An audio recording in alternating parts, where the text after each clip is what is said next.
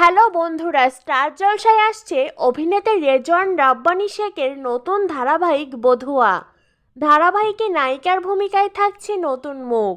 সদ্য প্রকাশ্যে এসেছে এই ধারাবাহিকের প্রোমোতে দেখা যাচ্ছে বাড়ির সকলের জন্য চা বানিয়ে নিয়ে যাচ্ছে নায়ক।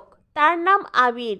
দেখে বোঝাই যাচ্ছে বাড়ির সবার আদরের ছেলেটি সে। আদরের ছেলেটা আবার খানিকটা বিয়ে পাগল, কারণ সে ভালোবাসে পেখমকে। এদিকে পেখম সুন্দরী শিক্ষিতা সরাসরি আবিরের থেকে বিয়ের প্রস্তাব পেয়ে অপ্রস্তুতে পড়ে। তখন পেখমকে তার মা বলে ছেলেটি ভালো, পরিবারও ভালো, এবার যেন মনের অন্ধকার কাটিয়ে নিজের জীবন নতুন করে শুরু করে। এরপরেই হয় দৃশ্য বদল।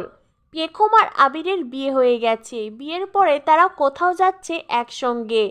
তখনই আবির পেখমের হাত স্পর্শ করে আর কেঁপে ওঠে পেখম। যা দেখে আবির বলে সে এর আগে কখনো কোনো মেয়েকে স্পর্শ করেনি, তাই সে কি কিছু ভুল করে ফেলেছে।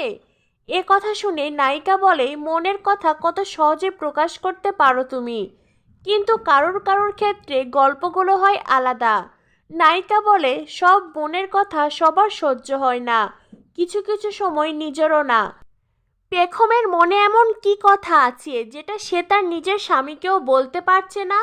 নাকি এর মাঝে লুকিয়ে আছে অন্য কোনো চমকদার টুইস্ট? জানতে হলে চোখ রাখতে হবে স্টার জলসার পর্দায়। তো বন্ধুরা, দীর্ঘদিন পরে আবারও রেজওয়ান রাব্বানী শেখ নতুন ধারাবাহিকে ফিরছে।